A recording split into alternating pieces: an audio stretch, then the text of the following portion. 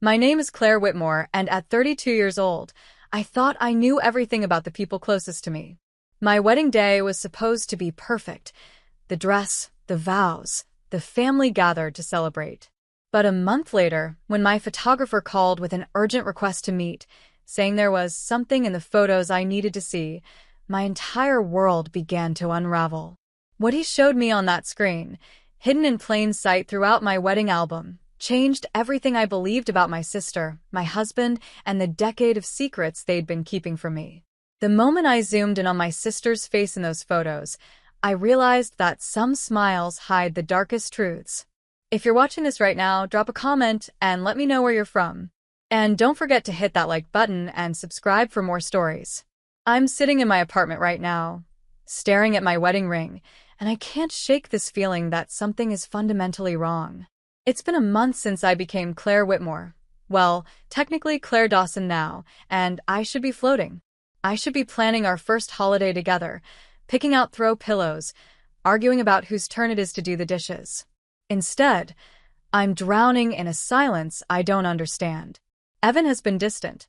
Not angry, not cold exactly, just somewhere else. And Madison? My sister hasn't returned a single text since the wedding. Not one. Let me back up. I need to explain Madison to you because she's always been the sun in our family solar system. 2 years older than me, effortlessly beautiful in that way that makes strangers turn their heads on the street. Growing up, Madison was the one everyone wanted to be around, charismatic, funny, magnetic. I was the quieter one, the studious one, the one teachers liked but boys didn't notice. I never resented her for it. At least, I told myself I didn't. Madison was my sister, my protector, my best friend.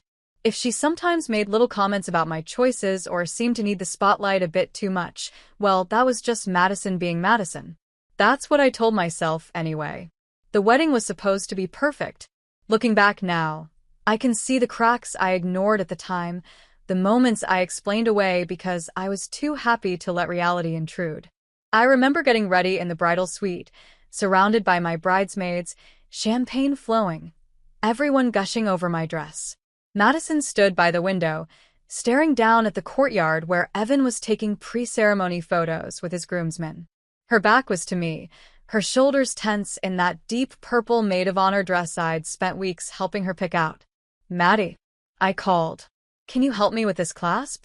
She turned so quickly it startled me, her face suddenly bright with a smile that seemed just a fraction too wide. "Of course. Sorry, the gardens look beautiful from up here." As she fastened the delicate clasp at the back of my neck, her fingers trembling slightly, she leaned close and whispered, "I hope you know how lucky you are." The words were kind, but something in her tone made my skin prickle. Too soft. Too wistful. Like she was mourning something instead of celebrating. I caught her eye in the mirror. "Are you okay?"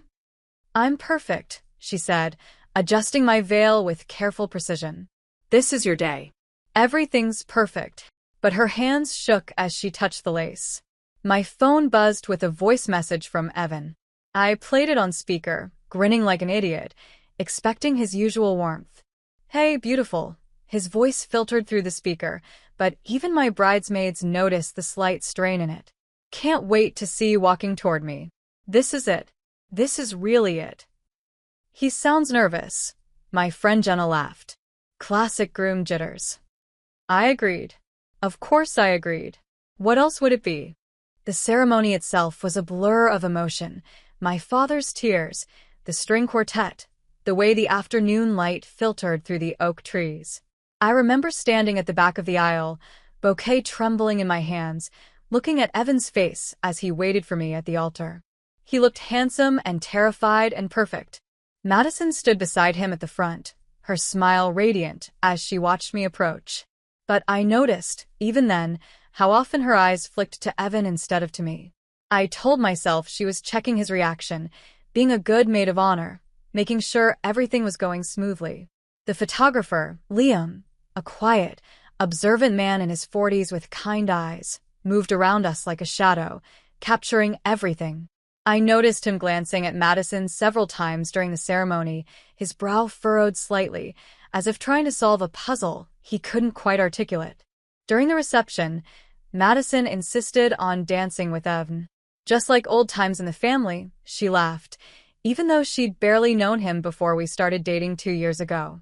They'd met a handful of times at family dinners, nothing more.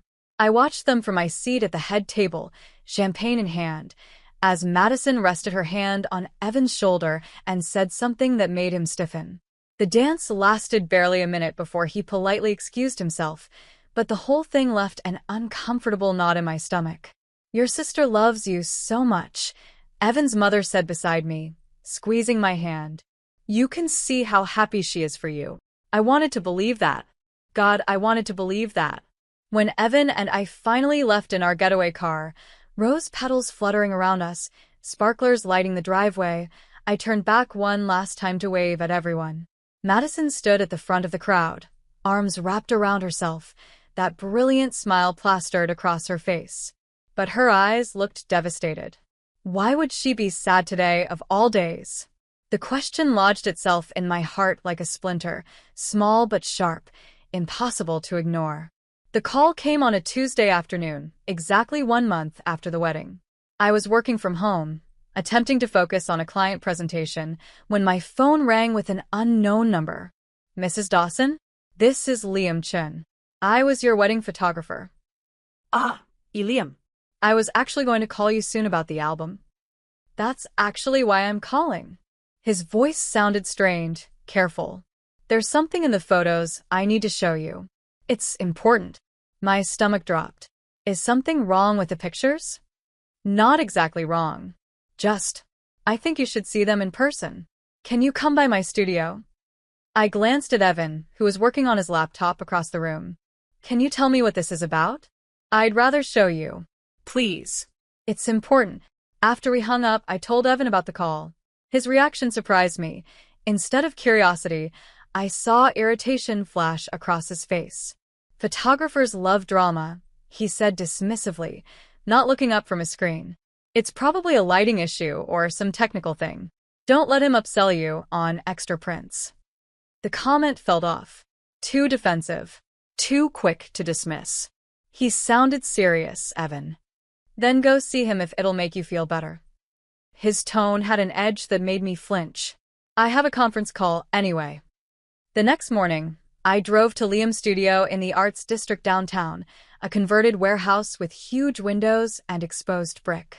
He met me at the door, his usual calm demeanor replaced with something that looked almost like dread.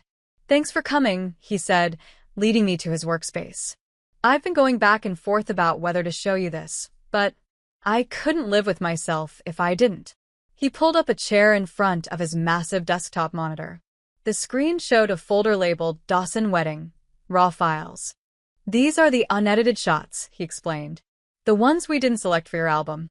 I was going through them to archive the files when I started noticing patterns." He clicked through the first few images. Everything looked normal, beautiful even. Me in my dress, guests laughing, decorations glowing in the golden hour light.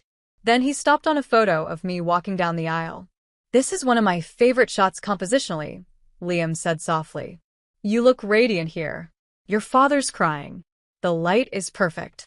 "It's beautiful," I agreed, smiling at the memory.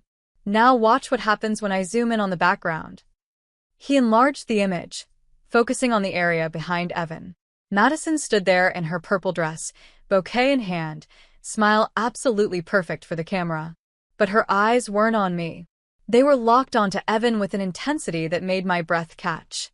Maybe she was just... I started, but Liam was already clicking to the next photo. And the next. And the next. In every single image where Madison appeared, the pattern repeated. During my vows. During the first kiss. During the cake cutting. Her smile never wavered, but her eyes followed Evan like a woman watching something precious slip away.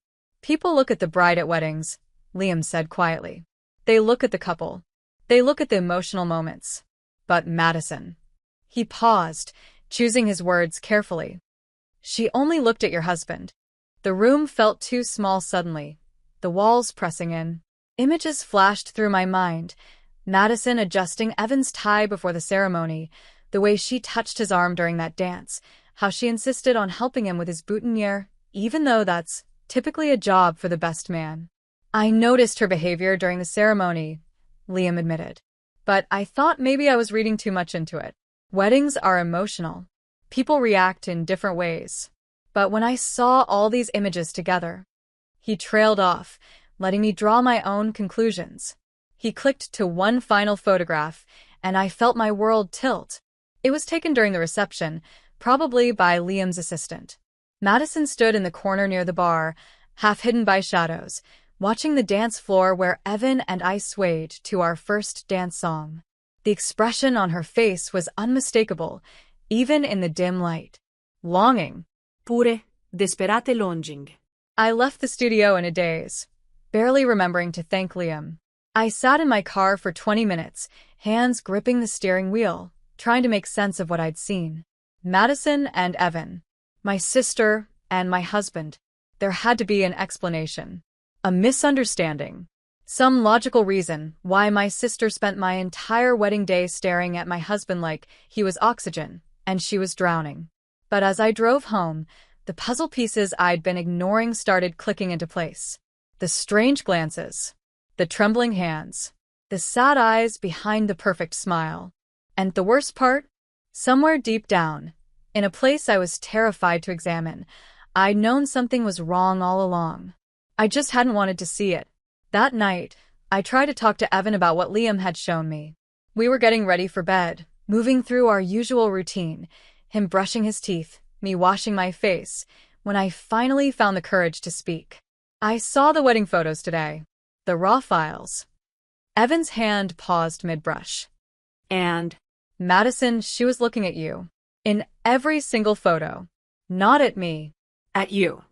He spit into the sink, taking his time rinsing before turning to face me. His expression was harder than I expected. Your sister's been through a lot, Claire. Don't make drama where there isn't any. The dismissal stung. This isn't drama, Evan. I'm trying to understand. Understand what? That your sister was emotional at your wedding? That she's dealing with her own stuff? He brushed past me into the bedroom. Maybe give her some grace instead of looking for problems. His reaction raised more red flags than it lowered. Why was he so defensive? Why wasn't he curious or concerned? I waited until he fell asleep before pulling up the digital gallery on my laptop, hiding in the bathroom with the screen brightness turned down. Now that I knew what to look for, I saw so much more. Madison's hands trembling as she held my bouquet during the ceremony. A single tear tracking down her cheek as Evan and I cut the cake. The way her smile never quite reached her eyes in any photo where she stood near both of us. This wasn't just sisterly emotion. This was grief. 3 days later, Madison called. Her voice was too bright, too cheerful, like she was performing happiness. Hey, just wanted to check in. How's married life treating you? It's good, I said carefully. We've been settling in. How are you? Oh, you know me. Busy as always. Work is crazy. I've been meaning to call, but... How was the wedding for you? I interrupted. Honestly. A long pause. It was beautiful, Claire. Why are you asking? You seemed, I don't know, emotional. Of course I was emotional. My baby sister got married. She laughed, but it sounded forced. Anyway, tell me about the honeymoon. Did you guys? Madison, do you want to talk about Evan? Complete silence on the other end. Why would I want to talk about Evan? Her voice had gone flat. I just thought maybe. Look, I have to go. Meeting in 5. Love you. She hung up before I could respond. The avoidance was obvious, painful, and completely unlike the sister who used to tell me everything. 2 days after that call, Madison mentioned something about the rehearsal dinner, specifically a toast that one of Evan's college friends made. But Madison hadn't attended the rehearsal dinner. She texted that she had a work emergency and would see us the next day. When I pointed this out, she quickly backtracked. Oh, you must have told me about it. I got confused, but I knew I hadn't, which meant Madison had been there, watching from somewhere we couldn't see her. That same week, I noticed something strange in Evan's home office. He'd always been casual about his workspace, leaving drawers open, papers scattered. But now there was a locked drawer in his desk, one that definitely hadn't been locked before. Work documents, he explained when I asked. Client confidentiality stuff. The firm wants us to keep everything secure. Maybe it was true. But the drawer hadn't been locked before the wedding, and now suddenly it was. I was starting to feel paranoid, like I was seeing connections that might not exist. Then Liam texted me. Found something else. Security camera footage from the venue. You should see this. The image he sent showed Madison and Evan behind the reception hall, partially hidden by the building. Their body language suggested this wasn't a casual conversation. Madison's hand was on his arm, her face tilted up toward his. Evan's posture was defensive, hands shoved in his pockets, but he wasn't walking away. I showed Evan the screenshot that night after dinner. What is this? He barely glanced at it. Madison wanted to talk before the ceremony. She was nervous about her speech. This was taken during the reception, Evan. After her speech. His eyes darted away. Then it was probably just her thanking me for being patient with her. She knows she can be a lot sometimes. Look at me, I demanded. He did, but only for a second before finding something fascinating about the kitchen floor. I needed outside perspective. Someone who knew both of us before Evan entered my life. So I drove to my mother's house, a modest ranch-style home where Madison and I grew up. Mom was arranging flowers in the kitchen when I arrived. Her smile faltered when she saw my face. What's wrong, sweetheart? I need to ask you about Madison. Her hands stilled on the roses. What about her? Has she seemed okay to you? Since the wedding? Mom's shoulders tensed. Madison's fine. Why are you asking? Because she's avoiding me. And I think something happened. Something involving Evan. The vase nearly slipped from my mother's hands. Claire, don't. Don't what? Don't ask questions? Don't notice that my sister can barely look at me anymore? Mom's eyes filled with tears. Some things are better left alone. What does that mean? It means your sister has always struggled with wanting things she can't have. And sometimes, pushing for answers only makes the pain worse. She turned away, busying herself with the flowers again. For everyone involved. I drove home in a fog, my mother's words echoing in my head. That night, unable to sleep, I lay in bed while Evan snored softly beside me, and a memory surfaced from years ago. Maybe a decade. I was in college, home for winter break. I'd heard crying coming from Madison's room late at night. When I knocked, she wouldn't let me in, but through the door I heard her sob. He always chooses her. Why does he always choose her? At the time, I thought she meant our father, who'd been stricter with Madison than with me. But now, with everything else swirling in my mind, I wasn't so sure. The next morning, I found myself staring at Evan across the breakfast table, really seeing him for the first time in weeks. I don't trust you anymore, I said quietly. He looked up from his coffee, face pale. Claire. And I don't trust my sister. So I'm going to find out the truth, whatever it costs me. He didn't try to stop me. He just sat there, looking guilty and small, and that told me more than any words could. Liam met me at a coffee shop the next day with his laptop bag. He looked like he hadn't slept much either. I burned everything to a drive for you, he said, sliding a small hard drive across the table. Every photo, every video clip. I kept copies too, just in case you need, I don't know, evidence? That sounds dramatic, but it's not dramatic. I wrapped my hands around the drive like it was precious. Thank you for doing this. I know it's not part of your job. The camera catches what the heart tries to hide, he said softly. I've been doing this for 15 years, and I've never seen anything quite like what I saw at your wedding. The way she looked at him. He shook his head. Just be careful, Claire. Whatever you find, it's going to hurt. That night, while Evan worked late at the office, or so he claimed, I went through every video file Liam had given me. The raw footage of Madison's maid of honor speech made my hands shake.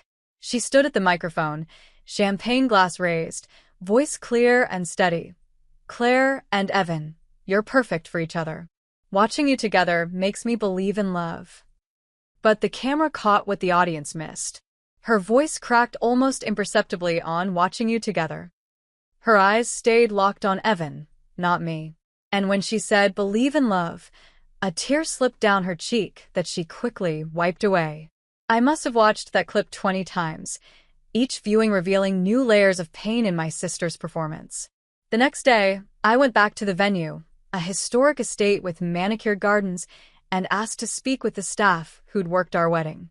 The catering manager remembered me and seemed happy to help. "Beautiful event," she said warmly. "One of our favorites this season." I'm trying to track down some moments from the day. Did you notice anything unusual? Any incidents? She thought for a moment. Well, there was that moment in the kitchen. Your sister pulled your husband aside, seemed pretty upset about something. One of our waiters almost bumped into them. My heart hammered. Do you remember what time? Right before the ceremony was supposed to start. Maybe 15 minutes before? We were worried it would delay things, but they finished talking and everything went smoothly. 15 minutes before I walked down the aisle, Madison had cornered Evan. What had she said to him? When I finally managed to open Evan's locked drawer, picking the simple lock with a bobby pin in a moment of desperation, I found a small USB drive tucked in the back. My hands trembled as I plugged it into my laptop. Inside were voice memos. Short recordings, no video, just audio. A man's voice, Evan's, and a woman's voice that sounded distorted, like it had been filtered or the recording quality was poor. "You can't keep doing this," Evan's voice said in one file. The female voice replied, but it was too muffled to make out words. "It was years ago. You have to let it go." More muffled response, but I could hear the emotion in it. Desperation, pleading. "I'm marrying her. That's not going to change." The recording ended there. I played it over and over, trying to identify the female voice with certainty. It sounded familiar. Heartbreakingly familiar. But the distortion made it impossible to be 100% sure. When Evan came home that night, I confronted him in the living room, USB drive in hand. "What is this?" His face went white. "Where did you get that?" "Your locked drawer." "What is this, Evan?" It's a client situation. Recording of a consultation that got messy. I keep it for documentation purposes." "You're lying to me." "I'm not." "Then tell me whose voice that is." He ran his hands through his hair, looking trapped. "Claire, please. Whatever you think this is, tell me the truth. For once, just tell me the truth." But he couldn't, or wouldn't.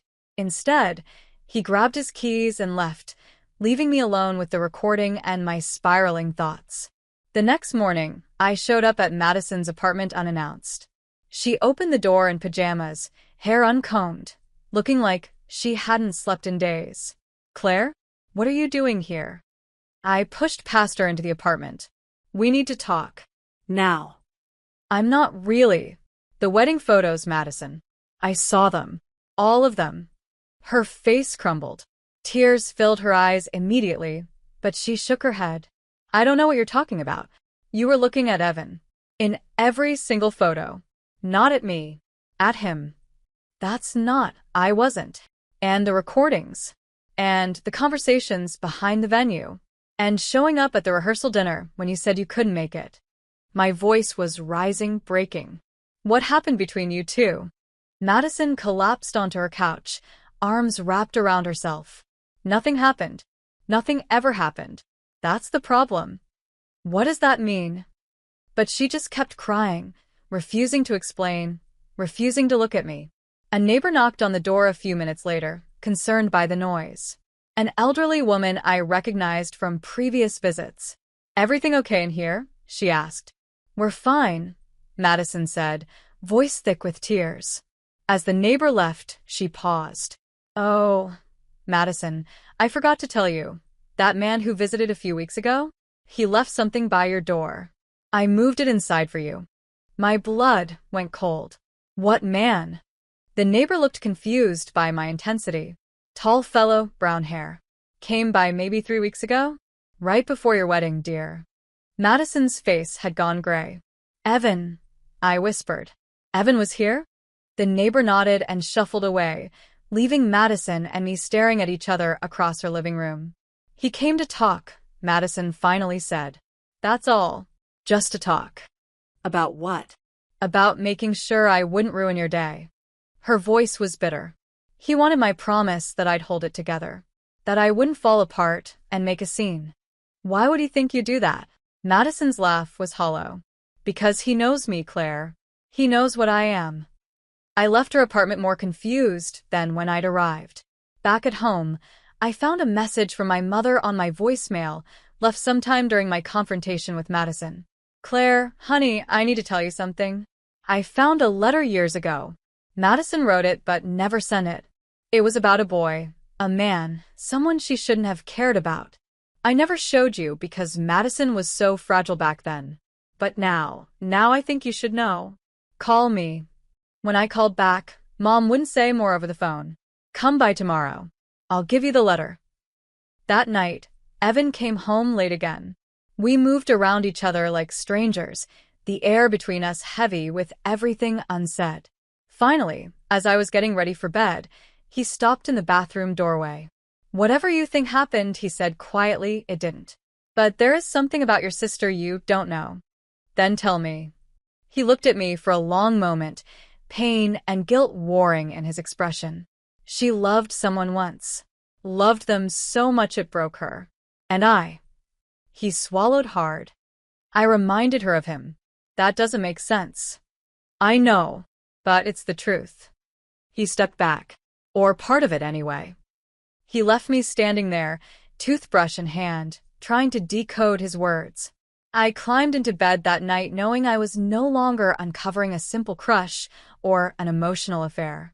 This was something older, something deeper, something that had roots going back further than my relationship with Evan. And somehow, impossibly, I was standing in the center of a truth that was never meant for me to discover. But I would. No matter what it cost, no matter how much it hurt, I would uncover every last secret. Because I couldn't live in this house of lies anymore. My mother's hands shook as she handed me the envelope the next morning. We sat in her kitchen, the same place where Madison and I had done homework, fought over the last piece of cake, planned our futures. Now it felt like a crime scene. "I found this in Madison's room about 7 years ago," Mom said, her voice barely above a whisper. She was 27 then, going through a really dark time. The envelope was worn, edges soft from handling. No address, no name, just blank paper that had held a secret for nearly a decade. Inside was a letter in Madison's handwriting, the ink smudged in places where tears had fallen. "I know you'll never read this. You made your choice clear. But I need to write it anyway, need to get these words out before they poison me completely. You said we were just friends. You said I misunderstood. But I felt what I felt. And you can't tell me it was all in my head. Those late-night conversations. The way you looked at me when you thought no one else was watching. The almost kiss that you pulled away from at the last second. You said you couldn't. That the timing was wrong. That you weren't ready for something serious. And then 6 months later, you were with her. I've tried to move on. God knows I've tried. But everywhere I go, I see your face. Every man I meet gets measured against a ghost.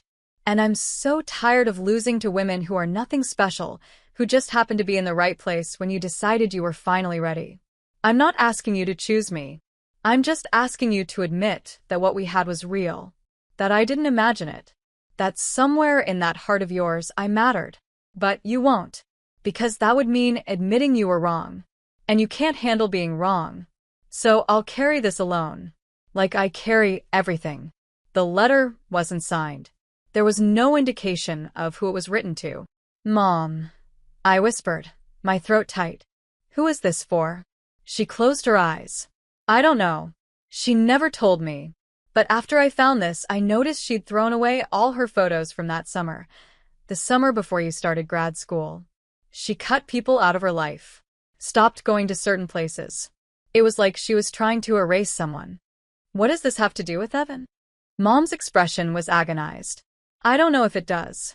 But when you brought him home that first time, 2 years ago, Madison locked herself in the bathroom for 20 minutes. When she came out, her eyes were red, but she acted like nothing was wrong. The words hit me like a physical blow. You think she knew Evan before I met him? I think. Mom struggled. I think your sister has a pattern. She falls hard for men who don't choose her. And then she convinces herself it's everyone else's fault. The universe's, the other woman's, anyone's but her own. This time, though, it was different. This time, he cared back. I stood up so fast my chair scraped against the linoleum. What are you saying? I'm saying Evan wasn't completely honest with you. And neither was Madison. And I don't know the whole truth, but I know it's worse than you think. I left my mother's house feeling like my entire life had been a lie. Every memory was suspect now.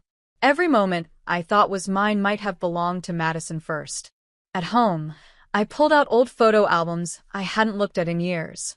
College graduation. My master's degree ceremony. The party Mom threw at the house afterward. And there, in the background of a group photo, I found it. Madison and Evan standing together near the punch bowl. Close. Too close. Madison's hand on his arm, her face tilted up toward his with an expression of pure adoration. Evan looking uncomfortable, but not pulling away. This was 5 years ago.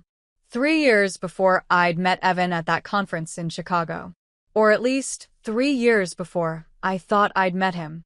My hands were numb as I texted Kelly, Madison's ex-friend who'd warned me weeks ago. We'd lost touch over the years, but I needed answers only she could provide. Can we talk? In person? She agreed to meet me at a coffee shop across town. When I arrived, she was already there, looking older than I remembered, with lines around her eyes that spoke of hard-won wisdom. You found something, she said before I'd even sat down. I showed her the photo from my graduation party. Kelly's face went pale. Oh, Claire. I was hoping you wouldn't find that. Tell me everything. She sighed, stirring her coffee for a long moment before speaking. Madison met Evan at some charity event 5, maybe 6 years ago. She was completely obsessed from the first conversation. Talked about him constantly. Made me stake out places she knew he'd be. It was intense. Did he encourage it? That's the complicated part. He was kind to her. Too kind, maybe. They'd meet for coffee, go to art gallery openings, have these long philosophical conversations. To anyone watching, it looked like the beginning of a romance. But Evan never made a move. Never crossed that line. So Madison read into things that weren't there? Kelly's expression was troubled. Not exactly. There were feelings there. I saw the way he looked at her sometimes. Like he wanted to want her, if that makes sense. But something held him back. And when Madison finally pushed for more, finally asked him directly where they stood, he shut down completely. Told her they were just friends.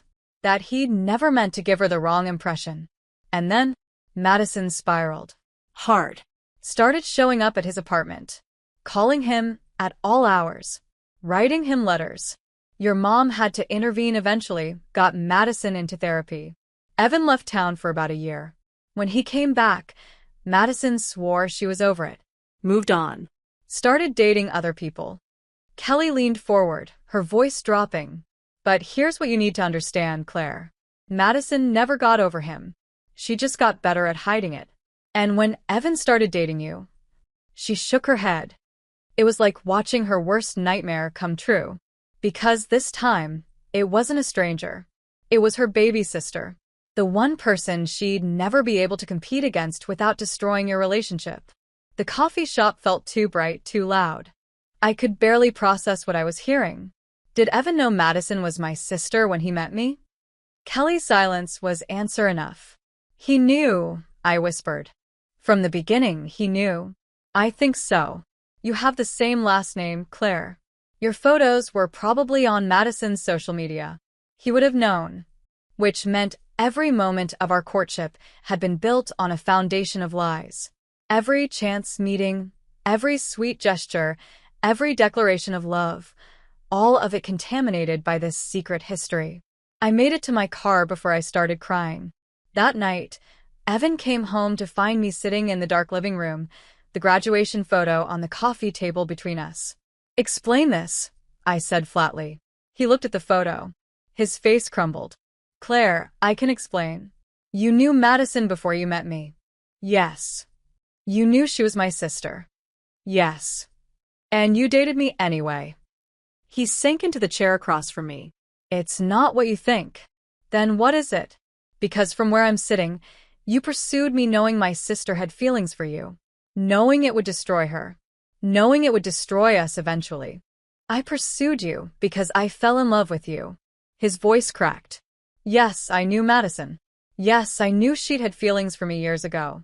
But I chose you, Claire. Not to hurt her. Not to prove anything. Because you were everything I'd been looking for. How convenient that what you'd been looking for looked just like Madison, but with less baggage. The cruelty of my words surprised even me, but I couldn't take them back. Didn't want to. Evan's face went white. That's not fair. Nothing about this is fair. You let me walk into a relationship that was doomed from the start. You let me make my sister hate me without even knowing why. Madison doesn't hate you. She loves my husband. The words exploded out of me. She has loved you for years and you know it, and you married me anyway, because I love you. Or because I was the safe choice. The one who wouldn't write letters in the middle of the night or show up at your apartment crying. The one who wouldn't make things complicated. Evan buried his face in his hands. When he looked up, tears streaked his cheeks. You want the truth? The whole ugly truth. Yes. I wasn't strong enough to set boundaries with Madison back then. I liked the attention. I liked feeling wanted. And when it got too intense, instead of being honest with her, I ran. I left town like a coward and hoped she'd move on. He took a shaky breath. When I came back and met you at that conference, I knew exactly who you were. And I knew I should stay away. But you were so different from her. Grounded. Confident. You didn't need me to validate you. And I thought maybe this could work. That enough time had passed. That Madison had moved on like everyone said she had. But she hadn't. No. She hadn't. His voice was barely audible. And I knew that. Deep down I knew. But I wanted you so badly that I convinced myself it would be okay. We sat in silence for a long time. Finally, I asked the question I was most afraid of. Do you love her? Did you ever love her? Evan's answer came slowly, painfully honest. I cared about her. There was something between us. But I don't know if it was love or just possibility. The idea of love. He met my eyes. What I feel for you is different. Deeper. But I can't ask you to believe that now. I've lost that right. He had. We both knew it. But somehow, impossibly, I still loved him. And that made everything so much worse. The anonymous email arrived at 2 a.m. I was awake anyway, lying in the guest bedroom where I'd been sleeping since my confrontation with Evan when my phone chimed. Subject line: you need to know the whole story before you decide. No message. Just an attachment. The photo was from a decade ago based on the clothing styles and Madison's younger face. She stood at what looked like a house party, arms wrapped around a man whose face I knew as well as my own. Evan. 10 years ago. Long before my graduation party. Long before anything I'd uncovered so far. My hands shook so badly, I could barely type a response. Who is this? No answer came. At 6 a.m., I confronted Evan in the kitchen where he was making coffee, his eyes red-rimmed from lack of sleep. 10 years, I said, showing him the photo. You knew her for 10 years? The coffee mug slipped from his hands, shattering on the tile floor. He didn't even look down. Claire. Don't say my name. Don't say anything except the truth. He leaned against the counter, looking like he might collapse. We were kids. I was 22. She was 24. We met at a mutual friend's party. Talked all night. I thought. He swallowed hard. I thought maybe something could develop. We saw each other a few times after that. Coffee. Movies. Nothing physical, just talking. And then I realized she was falling too hard, too fast. She started talking about our future, about meeting her family, about introducing me to her younger sister. I panicked. Told her I wasn't ready for anything serious. She didn't take it well. The letter, I whispered. She wrote you that letter. He nodded miserably. I never responded. And when she started showing up at my place, sending me dozens of messages a day, I knew I had to get out. So I took a job in Seattle for a year. Tried to start over. But you came back. I came back. And I stayed away from her. Completely. For years, I successfully avoided any situation where I might run into her. Then I met you, and I told myself enough time had passed. That she'd moved on.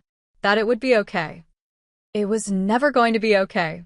My voice echoed off the kitchen walls. You had to know that. I wanted you too much to think clearly. His voice broke. I wanted what we could be more than I cared about what it might cost. My phone buzzed. A text from Liam, call me. Found something else. I called him from my car, needing space from Evan's presence. Claire, I went through all my backup files from the wedding. I record audio during the ceremony sometimes to capture ambient sound. The voicemail system accidentally recorded part of the processional. And there's a moment right before you entered. Madison is talking to herself, or maybe to Evan. I can't tell, but the camera caught it. He paused. She says, "It should have been me." Crystal clear. 3 times. The world tilted. I pulled over to the side of the road, hands gripping the steering wheel. Send it to me. The audio file came through a minute later. I played it with my phone pressed to my ear, blocking out the traffic noise. Madison's voice, barely a whisper. It should have been me. It should have been me. It should have been me. Not angry, not bitter, just devastated. Broken, like a woman watching her last hope die.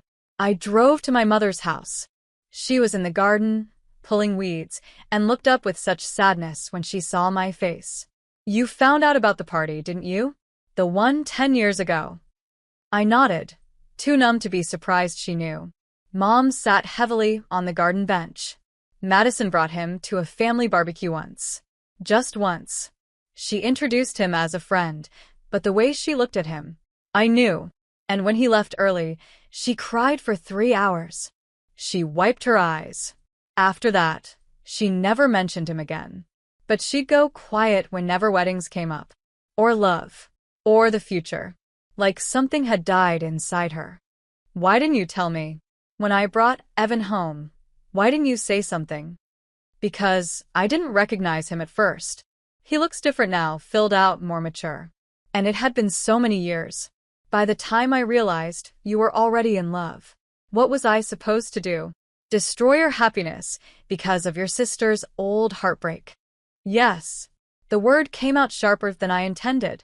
Yes, you should have told me. Maybe you're right. Mom's voice was small. But I kept hoping Madison had moved on. That she could be happy for you. That love could conquer the past. She looked at me with ancient eyes. I was wrong. Kelly called me that afternoon with another piece of the puzzle. I talked to some old friends. People who knew both Evan and Madison back then. She hesitated. Claire, it wasn't entirely one-sided. Evan had feelings too. Real ones. But something scared him off. Something about the intensity of it all. He told a mutual friend that being with Madison felt like drowning in need. So he chose someone less intense, I said bitterly. Me. I don't think it's that simple. I think he chose someone who made him feel safe. Someone who had her own life and didn't need him to complete her. Kelly's voice softened. That's not an insult, Claire. That's maturity. Madison never learned how to exist without being consumed by whoever she loved. Evan recognized that and ran. With you, he didn't have to run. But the words felt hollow. Because how could I trust that what he felt for me was real when everything it was built on was a lie? That night, I went to Madison's apartment one more time. She opened the door looking like she'd aged 10 years in the past month, hollow-eyed, pale, fragile. I know everything, I said. The party 10 years ago, the coffee dates, the letters, all of it. Madison didn't cry. She just nodded slowly and stepped aside to let me in. We sat across from each other in her small living room, sisters who'd become strangers. Did you love him? I asked. Really love him? I loved what he represented. Her voice was quiet, careful. The possibility of being chosen. of being enough. I'd spent my whole life being almost enough, almost pretty enough, almost smart enough, almost interesting enough. With Evan, for those few weeks, I felt like maybe I was exactly enough. But he didn't choose you. No. He chose safety. He chose easy. And then he chose you, and I realized I'd been competing against my own sister without even knowing it. She finally looked at me. Do you know what that feels like? To lose twice to the same person. I'm not the enemy here, Madison. I know. But my brain doesn't care. Every time I see you two together, it's like the universe is rubbing it in my face. See? Even your baby sister is more lovable than you. That's not true, isn't it? Her laugh was bitter. You're the one with the marriage. The happy ending. The man I thought was my destiny. While I'm here, 34 and alone, still trying to figure out why I'm never enough. The pain in her voice nearly broke me. But I couldn't comfort her. Couldn't tell her it would be okay. Because I didn't know if it would be. I can't have you in my life right now, I said finally. Not until you deal with this. Really deal with it. I know. She wiped her eyes. I'm sorry, Claire. For all of it.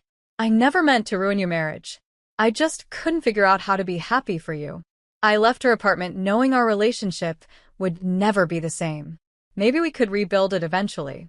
But the sister I'd grown up with, the one who'd braided my hair and taught me how to apply eyeliner, was gone. That night, I came home to find Evan on the couch, an envelope in his hands. What's that? Information on therapists who specialize in couples counseling and individual therapy for me. He looked up at me with red-rimmed eyes. I can't fix what I did, but I can work on understanding why I did it.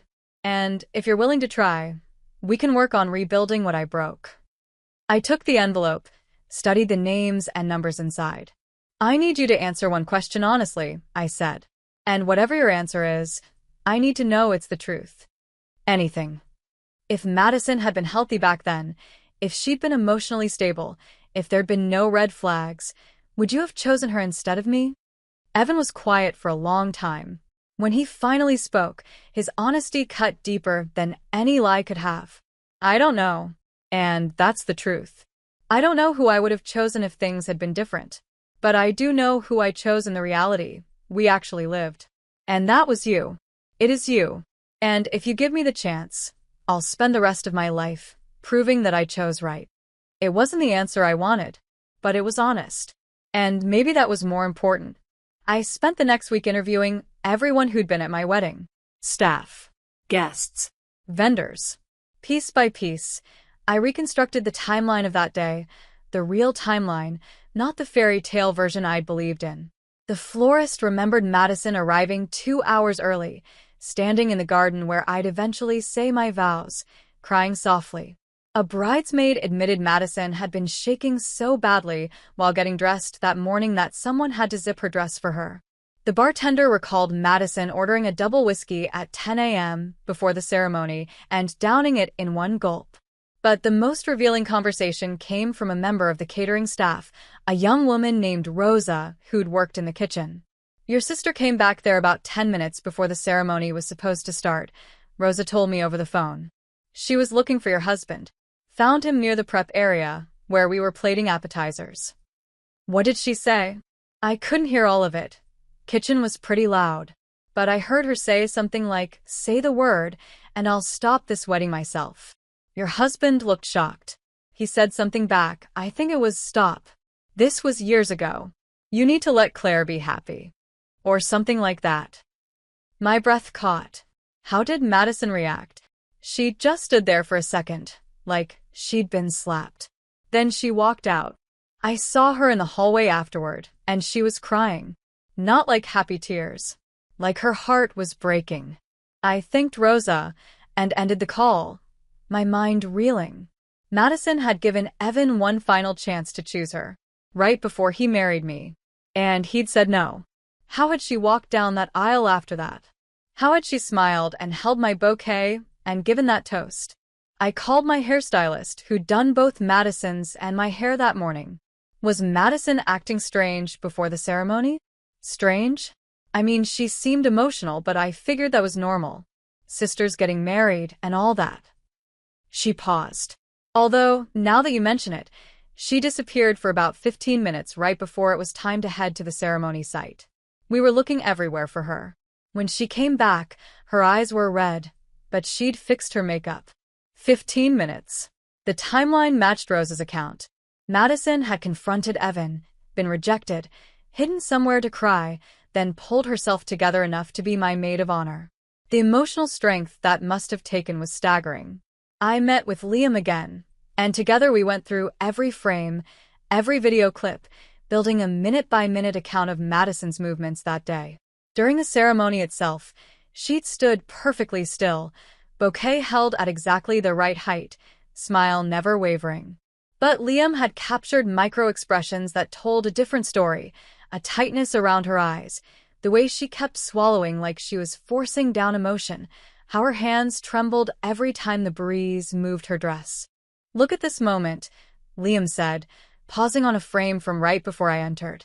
"She's looking down at the bouquet. See her lips moving?" I leaned closer. Madison was whispering something, her lips forming words so quietly no one standing next to her would have heard. Liam had already run the footage through a lip-reading program. The words were, "I'm not ready yet. Not ready to watch me marry the man she loved. Not ready to let go. Not ready to accept that this was really happening." But she'd done it anyway. The reception footage revealed more. In between smiling and toasting and laughing with guests, there were stolen moments where Madison's facade cracked. The DJ, when I called him, remembered her song request. She wanted me to play "The Night We Met" by Lord Huron for the first dance. Got really insistent about it. But you'd already chosen your song, so I had to tell her no. She looked crushed. I looked up the song later. The lyrics destroyed me. "I don't know what I'm supposed to do / haunted by the ghost of you."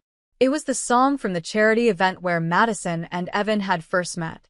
The song they'd danced to 10 years ago. She'd wanted me to have my first dance with Evan to the song that represented her lost chance with him. The realization made me physically ill. A guest I barely remembered, someone's +1, had taken a video on her phone during the reception. She sent it to me when I reached out.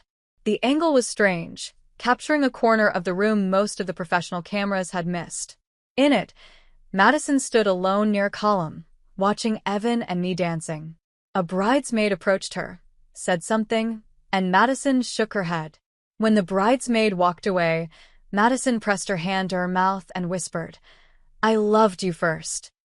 3 little words that explained everything and fixed nothing. The powder room attendant confirmed what another guest had told me. Madison had broken down completely during the reception, sobbing in the bathroom for nearly 20 minutes. The attendant had been worried enough to ask if she needed help. She kept saying he chose her. He chose her again, the attendant recalled. I thought maybe she was talking about an ex-boyfriend. Tried to comfort her, but she just locked herself in a stall until she could get it together. By the time I'd finished reconstructing the day, I had a clear picture of Madison's experience of my wedding. And it was horrifying. She'd arrived early to say goodbye to a dream. She'd confronted Evan one last time, been rejected again. She'd cried alone where no one could see her. She'd requested the one song that would have made the day meaningful to her, been denied. She'd stood at the altar mouthing that she wasn't ready while I walked down the aisle. She'd given a toast praising our love while crying inside. She'd whispered, "I loved you first," to no one who could hear. She'd broken down in the bathroom between smiles. And through it all, she'd maintained the perfect sister act, letting me have my day even as it destroyed her. I didn't know whether to admire her strength or mourn for the pain she'd endured. Maybe both. But one question remained. What had she planned to do next? Because the Madison I was uncovering wasn't just heartbroken. She was barely holding on. And people in that much pain do desperate things. That night, as I sat alone with all this new information, I finally understood why Evan had looked so tense during the ceremony. Why he'd seemed distracted during our vows. He'd known Madison was breaking. He'd seen it in her eyes when she confronted him.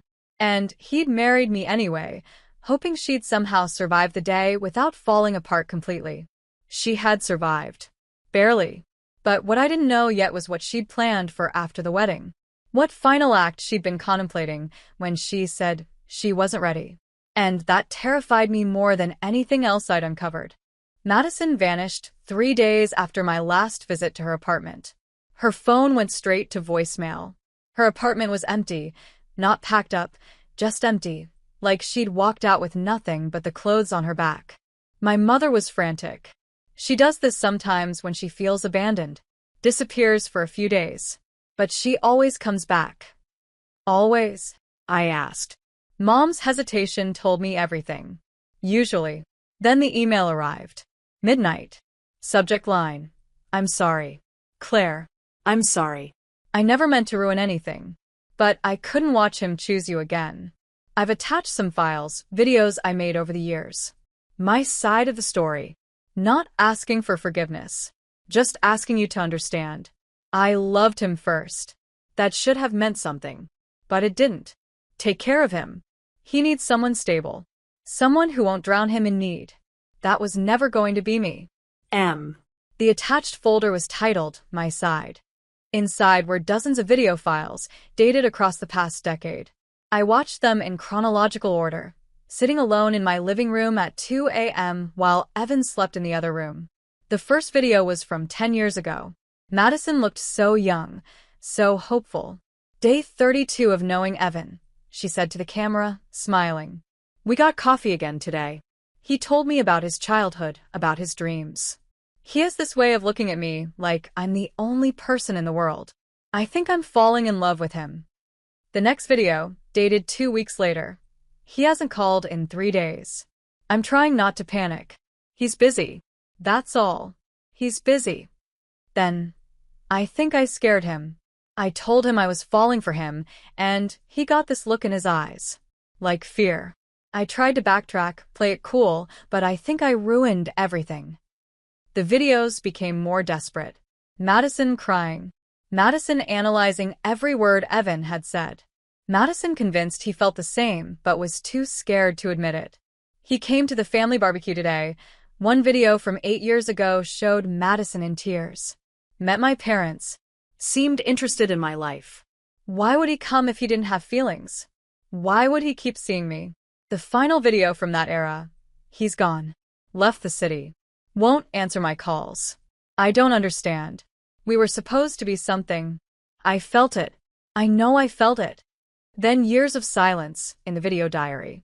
Until 2 years ago, when I brought Evan home for the first time. Madison's face in that video was haunting. Pale.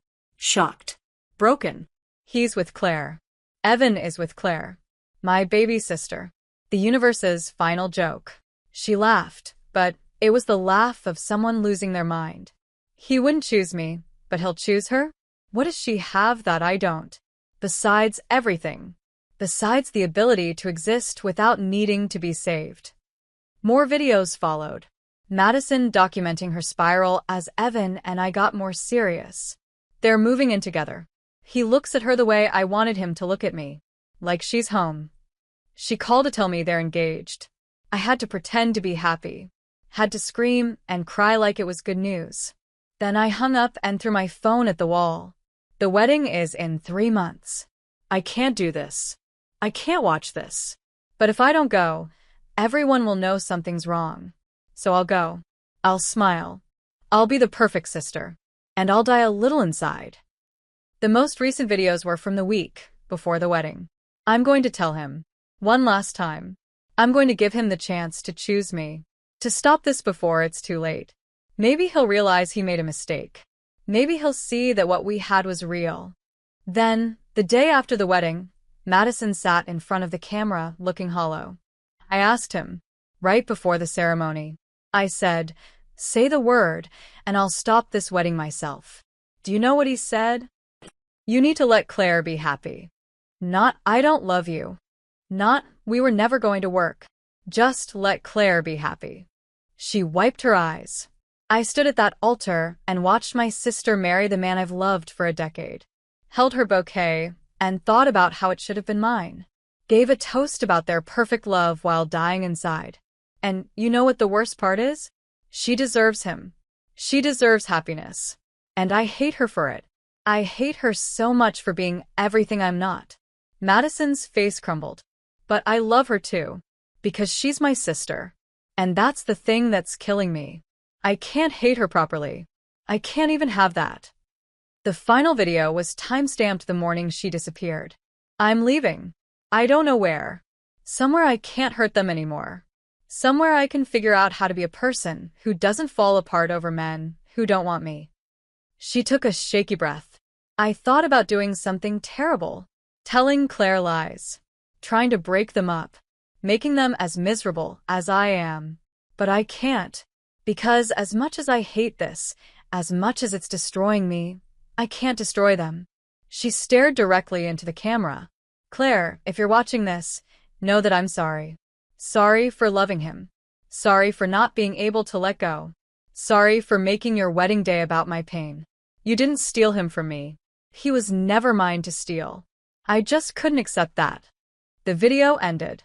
I sat in the darkness for a long time, crying for my sister, for myself, for the mess we'd all made of love and loyalty and truth. Evan found me there at dawn, my laptop still playing static from the finished video files. She's gone, I told him. Madison's gone. He read the email, his face draining of color. We have to find her. Why? So you can reject her again? So I can remind her that she lost? So we can help her, he said quietly. Claire, she needs help. Professional help. And whether or not we're together, whether or not we survive this, she's still your sister. He was right. I knew he was right. It took 3 days, but Liam found her. He'd kept in touch with Madison after the wedding, worried about her mental state. She'd texted him from a motel 2 hours outside the city. I went alone. Madison opened the motel room door, looking like a ghost. Unwashed hair. Dark circles. The weight of 10 years of obsession finally visible on her face. You watched the videos, she said. Not a question. I did. I didn't ruin your marriage, did I? Her voice was small, childlike. I tried so hard not to. No, I said and meant it. You didn't ruin anything. Evan and I did that ourselves with lies and secrets. I loved him before you even knew he existed. The old bitterness crept into her voice. Doesn't that count for something? Doesn't first love matter? I stepped into the room and closed the door behind me. Madison, you never loved Evan. Not really. You loved the idea of being chosen by someone you saw as unattainable. You loved the story you told yourself about destiny and meant to be. That's not. It is. Because if you really loved him, you'd want him to be happy. Even if it wasn't with you. But you don't. You want him to be miserable, so you don't have to feel like you lost. She collapsed onto the bed, sobbing. Why does the universe always choose you? Why am I never enough? I sat beside her, my anger melting into something that felt like grief. This isn't about me and you, Maddie. This never was. This is about you, and the stories you tell yourself about who you are and what you deserve. I deserve love, she whispered. You do. But not this love. Not love that requires someone else to be unhappy. Not love built on obsession and what-ifs. I took her hand. You need help. Real help. And I think you know that. She was quiet for a long time. Finally, she nodded. I've been in therapy before. It didn't work. Because you weren't ready.